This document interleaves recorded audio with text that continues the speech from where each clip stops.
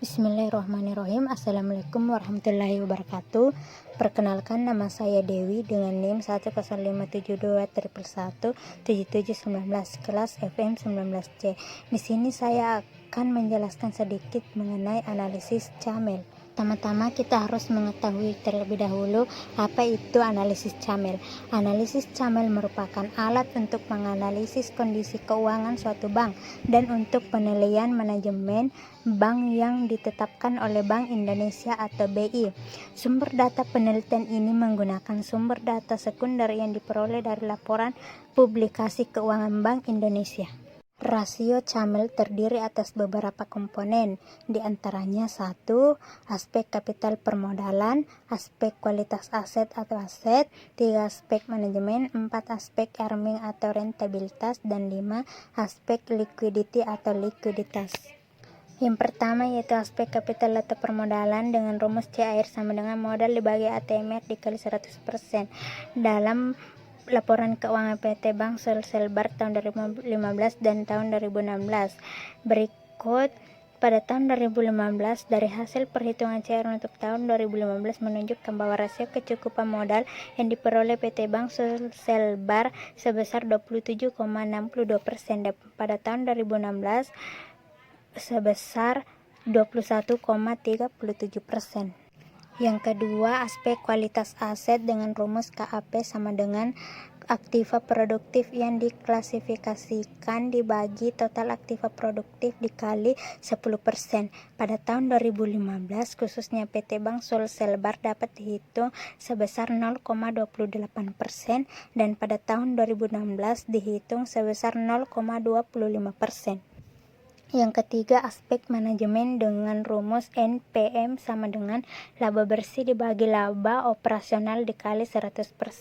Berikut contoh laporan keuangan pada PT Bank Sulselbar dan pada tahun 2015 terhitung sebanyak 74,80% dan pada tahun 2016 terhitung sebanyak 74,41%.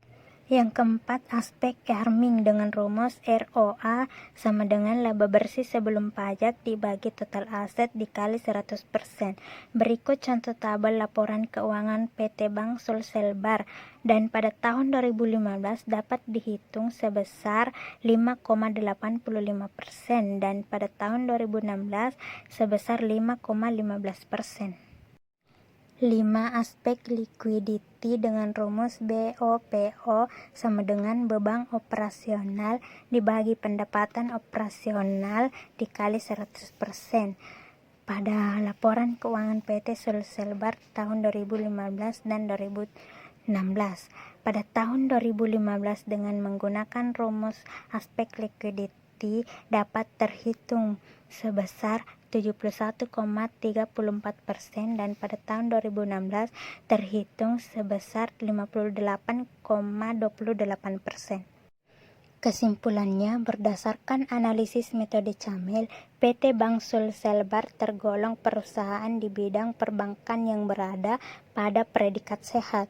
Hal ini ditunjukkan dengan nilai camel sejak tahun 2015 sampai dengan 2016. Berdasarkan hasil perhitungan tersebut, dapat diketahui bahwa PT Bank Sulselbar tetap dapat melanjutkan usahanya. Hal ini juga menunjukkan selama periode yang sama PT Bank Sulselbar memiliki kinerja yang baik dalam pengelolaan segala sumber daya yang dimilikinya bila dilihat berdasarkan hasil perhitungan metode camel tersebut. Itulah yang sempat saya sampaikan. Lebih dan kurangnya mohon dimaafkan. Billahi fisabilillah fastabiqul khairat. Assalamualaikum warahmatullahi wabarakatuh. Terima kasih.